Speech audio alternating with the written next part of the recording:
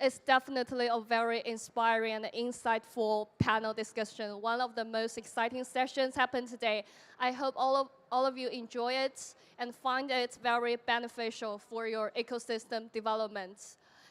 Actually, during the past panel discussion, we not only focused on interoperability, we also talk about mass adoption, scalability, and other technical developments. Now, we are having our last panel in chapter 2. Please join me to welcome Chu Hoai, co-founder of Hyperlane, to give the keynote speech, The Importance of Open Standards for Ethereum Composability. Welcome to the stage.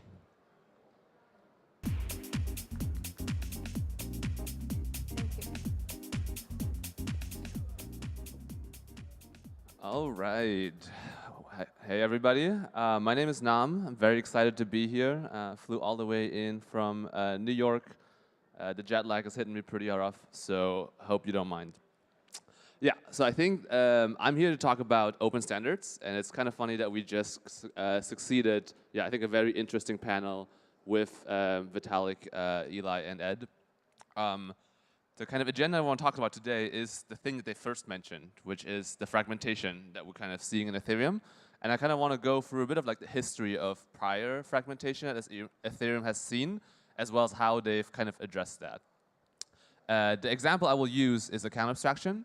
And then from there, I kind of go a bit into what kind of standardization looks like in Interop today. But yeah, before we go there, I think honestly, I don't have to go too much into it because they already said it. But like when we first had Ethereum starting in 2015, it was like super interesting. But like gas prices were very quickly known to be a big problem for Ethereum.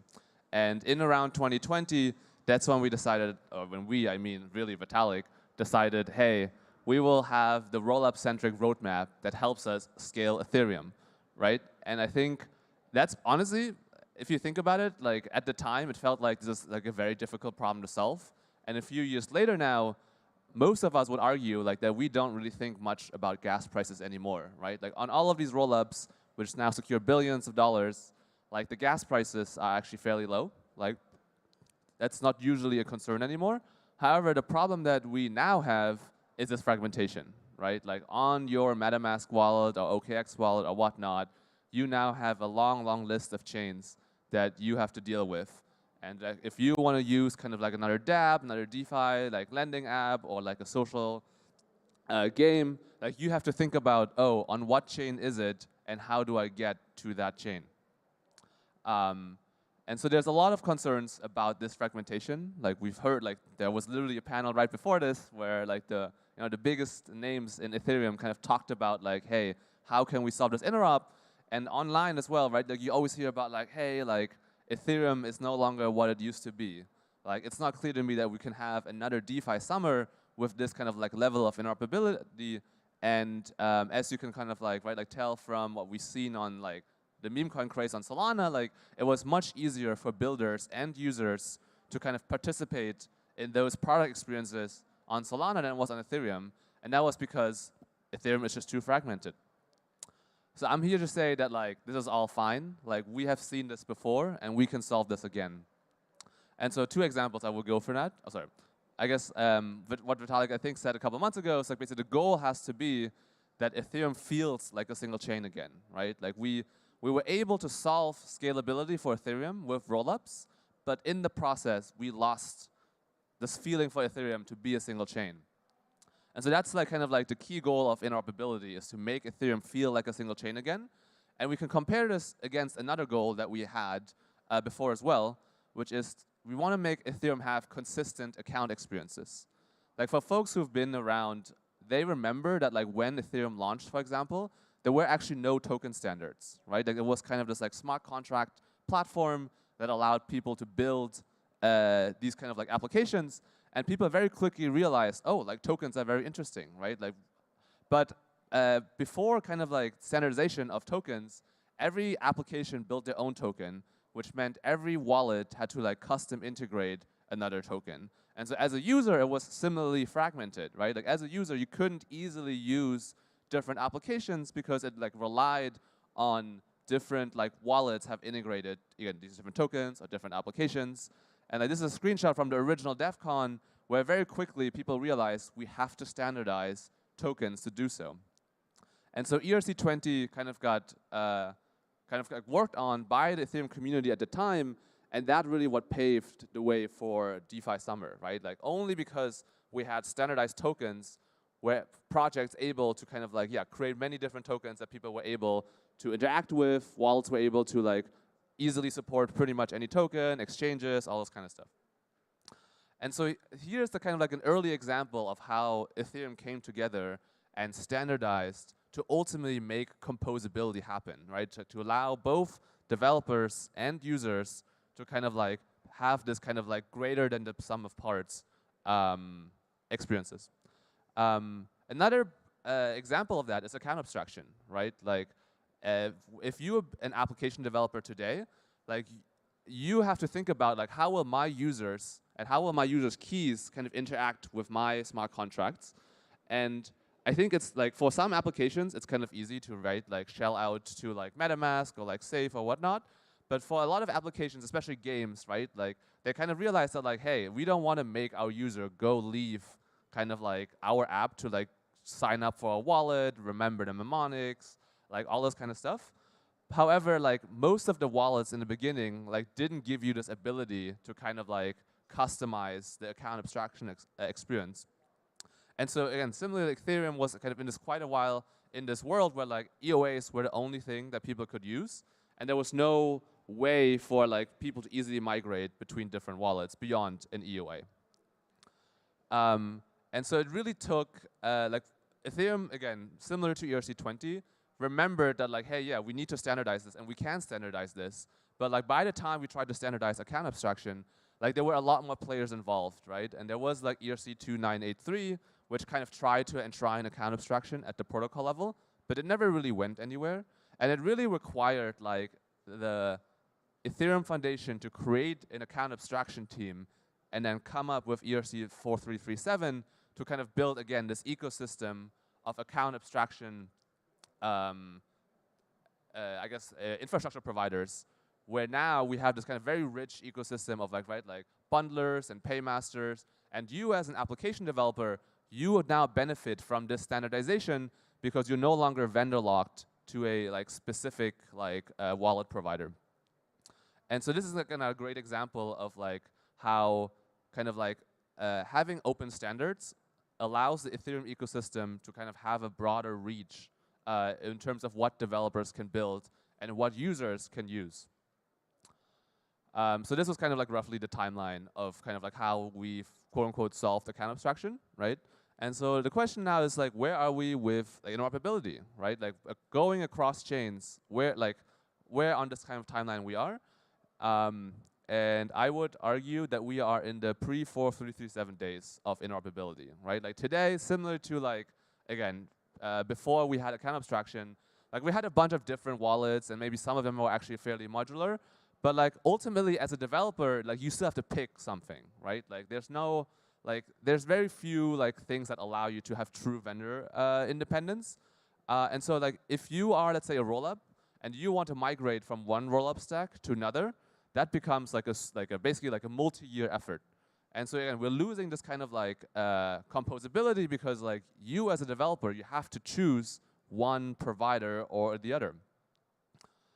One kind of like attempt of standardization that we've seen in interoperability is XERC20, now formerly known as ERC7281. And it was in a standard that attempted to kind of allow asset issuers to have standard, to basically have like vendor independence with respect to like the minting for bridges. However, like one problem that they've found was that there was this perceived bias of like, hey, this is like a connects thing, right? And then not only that, but I think the biggest issue that this interoperability standard faced was that there was a lack of tooling to actually like help developers derive value from it. And so in the end, it never went anywhere. There are some people using it, but I wouldn't say it's kind of been successful. And so it feels much more similar to like ERC2981. And this is where we are. And so I want to like now basically go into other interop efforts and kind of see like how we can learn from this experience.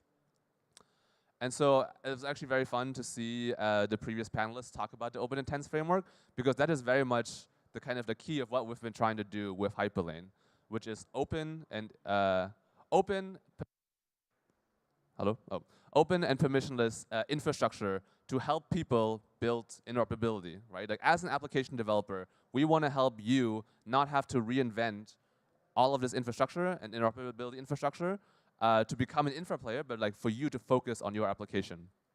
And so what do we do differently with the open intents framework that we maybe others have not?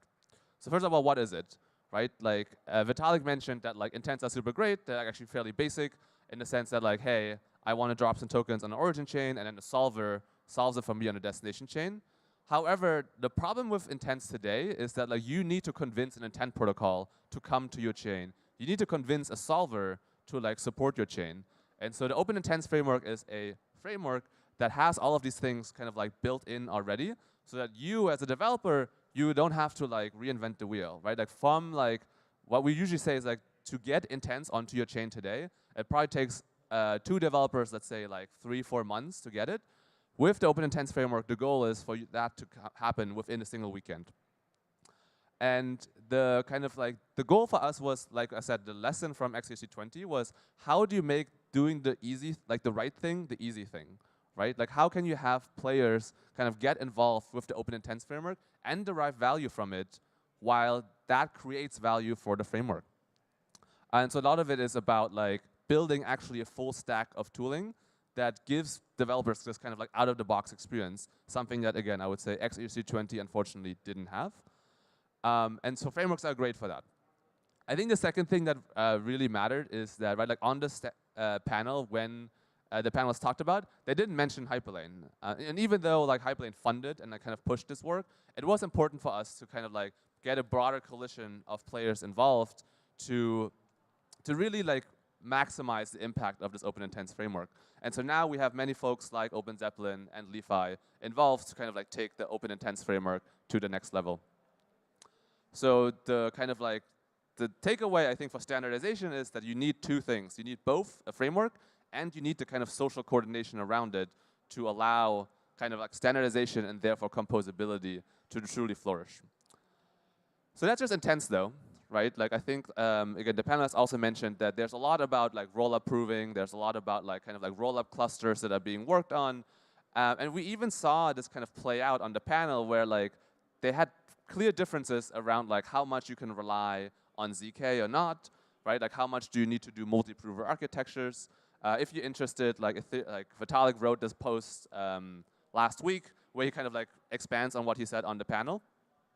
But like to us at least, it's very clear that like there's no single answer for how to do interoperability, right? Like there's clearly like a lot of different ways to do this kind of level of proving. And again, like I think as a application developer, you don't want to have to think about all of this, right? Like you want to be able to build your application, but be able to like kind of benefit from future improvements in interoperability when it comes to, again, whether it's like storage proofs, like execution proofs, whatever. And so that's why we've built kind of like Hyperlane the way we've built. It's an open interoperability framework that gives you a lot of these kind of like tools out of the box, so that like in the default, you don't have to think about interop at all. But also for the folks who are kind of like building these multi-prover architectures, building verification layers, building like like ZK proofs, like you don't want to have to reinvent the wheel of like how you deliver your innovation to your developers. And at the same time as like, for example, a chain or an asset issuer, like you don't want to have to think about like, oh, what is kind of like the best verification mechanism possible? And so the kind of mental model for us usually is like Kubernetes, right? Like Kubernetes was built by Google to allow developers to kind of like run containers in the cloud. And Google has a hosted service. And so similar to us, Hyperlane, we offer interoperability as a service to folks who want to not think about this. But also if you want to build kind of something more sophisticated, you can take whatever open parts from this framework and know that it's like fully open source, fully permissionless, and nobody can take that away from you. So like kind of the lesson I want people to take away from here is that like friends don't let friends build bridges. It's a very complicated and hard topic. We need standardization. We need all of us to work together to kind of accomplish this. And so here are some like examples of companies who have decided like, hey, instead of me building interoperability from scratch by myself, I can use the Hyperlane framework to kind of accomplish my goals while still remaining sovereign, right? And so you can see with like Gelato and Caldera, there's like two roll-up as a service providers who recognize that like for my customers, interoperability is like absolutely critical, and I cannot rely on them being worth other providers' time. And so I can actually take this framework and build it into my product and be fully sovereign. So I know I only have 20 seconds left, so I will just leave it as, yeah, open standards are important for composability because it allows developers to come together and not have to reinvent the wheel, but they require both social and technical work. And that's the work that we've been doing with Hyperlane for the last 3 years. If that's of interest to you, please come find me after the talk. Hope you have a wonderful day. Thank you, Chu Hoai, for this inspiring session. Thank you so much.